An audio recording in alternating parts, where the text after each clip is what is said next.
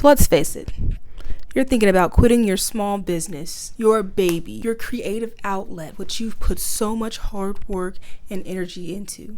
Whether it's because of low sales or troubles finding your audience, the cost of marketing, or any other crazy business obstacle that you're going to come across, the decision to quit your small business is one that weighs heavy on your mind. So you lay your dream to rest. But what if the problem isn't your dream, but your strategy, or maybe just the industry that you're in?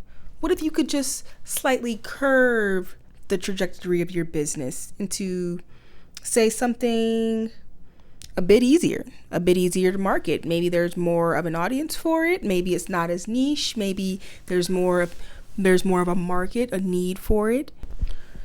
Would you want to try again? Would you give it another shot, another year or two of putting your all into it?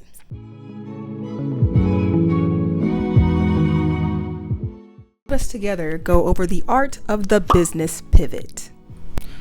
So about 4 years ago in 2020, when we got all that pandy money, I decided that it would be the perfect time to start a business. I didn't have any experience with business, but I was a business major and I was looking to graduate within the next 1 to 2 years. So I was like, yeah, I should be able to do this. This is gonna be fine. I'm gonna be a fucking superstar at this shit. You know what I mean? Like I've written a fucking business plan before. I know what compound interest is. I know how a marketing funnel works. I got this shit. You know what I mean? I should be able to do this, no problem. So in 2020, I created Queen's Cloud Shop. It was a shop for handmade resin smoke accessories that I would custom make myself. And I was excited for it. It was a just brand new, fresh idea. And I was so excited to get started when I got home that I went home and I bought a whole bunch of resin and I bought an iPad so I could design stuff. And then I bought a Cricut cutter so I could cut out my vinyl designs and stick them on. Like I was ready to go. I wasn't playing no games. But I wasn't expecting all the restrictions that I was going to run into, that you run into when you're creating smoke accessory content. I wanted to do something that I was interested in, something I could really put my creativity into and develop my skills. I wanted it to look nice. I wanted it to match my personality. Or one of my main interests at the time was weed. Loved smoking. I was a bud tender for a while. I was a brand ambassador for cannabis companies for a while. So I was really into it and I figured I could use this passion to grow a business. Now, the main problem with that has just occurred multiple times throughout this journey of 4 years of me going through and trying to get this business off the ground is that cannabis is illegal in most states still. Federally, it's illegal. It's considered a class 1 drug. So talking about it, anything having to do with it, any of the words, even here on YouTube, there are lots of restrictions and things that you just can't say and can't do and you can't show. And I don't know why I thought me of all people was gonna be able to get around this when huge brands can't even get around this. Ginormous companies like Stizzy and West Coast and Cannabis Cure Company, they can't even get around some of this shit. So why would I think that my measly marketing abilities that I got from fucking UCR was gonna make me some kind of marketing expert that could just game the system? But I'm not gonna put too much of that on myself because just generally I didn't know it was going to be this big of a deal. Like I figured, just don't show myself smoking. But I learned pretty quickly that yeah, this is just not going to work. After getting multiple Instagram accounts banned and multiple Facebook accounts banned, multiple TikTok accounts banned, I have learned that you really just can't do this shit. You really just can't advertise or market how any other industry will be able to advertise and market. So it really does make it hard to gain an audience. And I know I've seen some people on Instagram and YouTube make it happen either way, but like I'm just saying, I don't think it's gonna be me that's gonna make that type of shit happen. Like I honestly, and I'm tired of fighting the system on this. I really just want to have a successful business and be able to express my creativity and live the life that I want to live. So if that means that my business is not going to be so much cannabis related, then that's perfectly fine.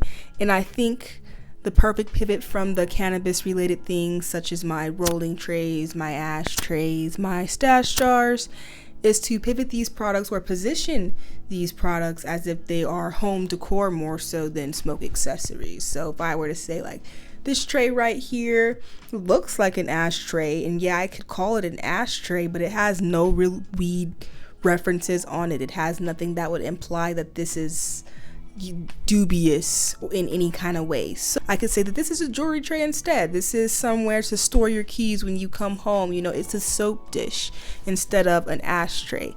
And I think that that's gonna make it a lot easier for me to market, because when I tell you I want to market this bitch, I want to market this bitch. Like, I really want to put money behind it, put ads behind it, have it on people's socials.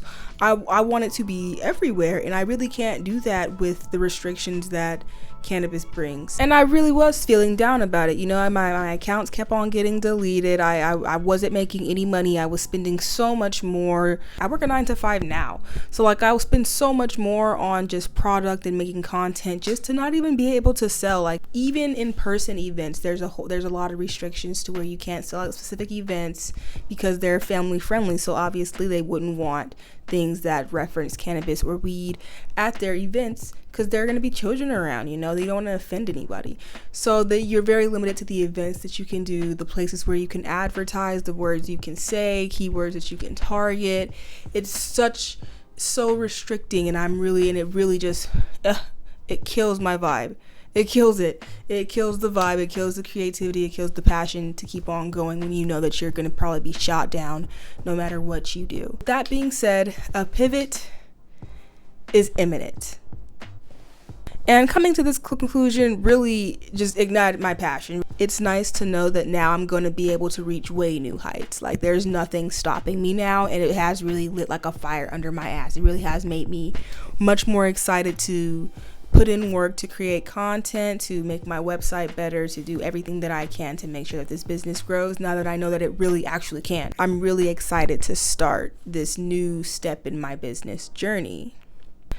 Pivoting means to shift your business strategy to adapt to market demands, customer preferences, or unforeseen challenges. So it's not about quitting or abandoning your dreams. It's about refining it or taking it into a different direction that better suits your goals.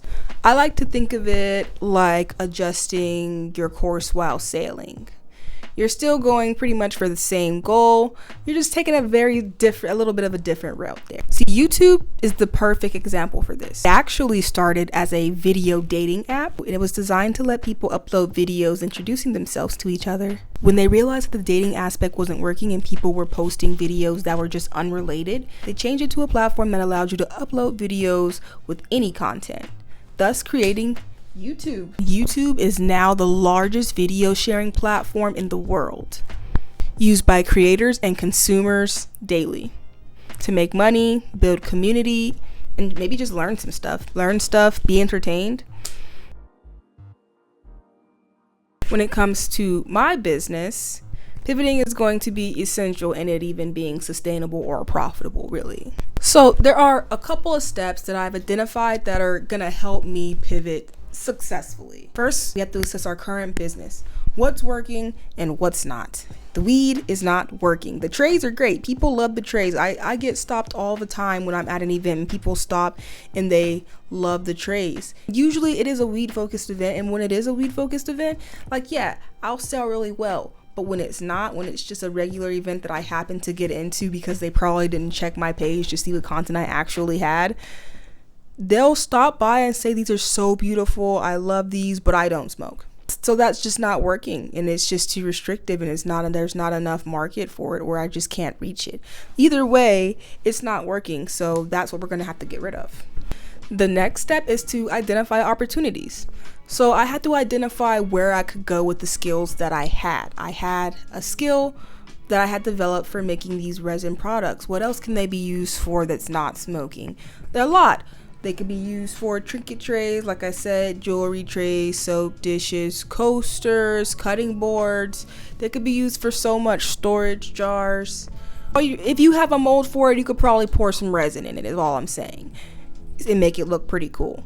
So I figured home decor is going to be probably my best bet because it's going to be around the same price range. Also, just the nature of my products, everything is really colorful and vibrant and beautiful. So it really does look like an art piece and something that will be displayed and like something for people to see, which is what home decor is. Something for people to see your personality within your house. So having these trays as home decor, it would probably be a really good idea instead of just ashtrays, stash jars, weed stuff. The next step that's going to be the most important and what I'm working on right now is the transition. And when I say transition, I mean basically all of my socials, my website, my blogs, even my logo is gonna have to be changed. So I'm gonna have to scroll through my website and basically change anything that relates to weed, cannabis, smoke accessories, or anything of that nature, and I'm gonna have to replace it with keywords and different content that relates to home decor instead, which is gonna take a long time, honestly, and I'm not super excited to have to actually do it, but I'm excited for it to be done because otherwise Google's gonna keep on restricting access to my website. So this is what I have to do, and I am going to get started soon. Yeah, I'm gonna get started soon. I'm gonna also have to build up a new Instagram. Not that my Instagram right now is huge. I have like 300 followers, like, because I'm constantly on restriction with Instagram with everything that I post. So I'm gonna have to make a new Instagram, new Facebook, a new whole the whole meta environment. I'm gonna have to redo it, remake it so that I can start fresh with a clean account that's not restricted because of weed content on it. I'm not gonna make a new TikTok, I don't think. I think I could probably just pivot on what I already have. I have 1,000 followers on there, so I think I could probably just use that instead. I haven't used it in a while because TikTok is the worst with deleting stuff or just completely deleting your account with any kind of mention of weed, even if it's not even on there. If they even think that you're even breathing anything about cannabis, they're gonna be like, take the whole account down. So that's what I mean when I say the transition. It's definitely gonna be a lot of work, but I assume it's gonna be worth it. I hope it's gonna be worth it. This rebrand into a home decor business rather than a smoke accessories business is really going to be my last chance at making this happen. I'm not gonna hold you. It's been fucking 4 years and I'm honestly tired of trying, and I was about to kind of just give up. I was about to say fuck this shit. I'm tired of spending all this time and money and energy on trying to build accounts up and trying to get events and trying to get sales and market, and every time I get anywhere there's always more and more red tape. Like, I was just so tired. And I was so close to just saying fuck this, I'm just going to work a 9 to 5 and this is what I'm gonna do. But really, I just don't see myself being just a straight 9 to 5 person. I never have, not even as a kid. I've never had a dream job that I've wanted. I kind of just fell into marketing because I thought it would be fun. It mixes a lot of different aspects creatively and numerically, and I thought it would be fun to just dive in, and I figured I would find something that I could niche down in and become an expert in marketing. And I haven't yet found that, but I know that I don't want to wake up at 6 a.m. and go work for somebody for 4 hours, take an hour lunch, and then go back and work for 4 more hours, and then come home and the day is done. And I could probably maybe just cook dinner, maybe I can clean my house, maybe I'll go to the gym, and then that's about it. I go to bed and then I do it again. It just seems so mind numbing. I'm not into it, and I understand the merit behind it. It's stability, and the stability is great. The health insurance is wonderful to have. The benefits are great to have, but I feel like I'm young and I'm energetic and I'm smart and I'm persistent. So I just feel like it will be a waste for me to not chase this right now. So this pivot, this rebrand is going to be extremely important for me to be able to live the life that I want for a little bit. I don't have to. And the crazy thing is, I don't even necessarily want to be an entrepreneur forever. You know what I mean? Like, I just want to see what it's like. I just want to have the option and know that I can do it if I want to do it. So that's really my goal here, is to be able to live off of this for at least a year. So if you're in this predicament and you've been trying your hardest to make something happen for your business, not even if it doesn't even have to be cannabis related, Mine just happened to be cannabis related. Like, that was my restriction and my problem to handle, and the main reason why I decided to do this rebrand and shift basically the whole identity of the brand. But you know, I'm sure that your business might have its own issues that are stopping you from doing what you want to do. And if you are finding it really hard to get past those obstacles and realizing that it's not something that you really can fight, try rebranding, try pivoting, try positioning your business in a different way so that you can still run it and just be in a different industry, a different market, have better prospects, and be able to be successful in it. Before you quit, just really assess your business, assess what you can do, you know, what you can control. Is there something you can jump into, or even just the skills that you have, or is there something that you can do with just the skills you've developed from building the business that you have?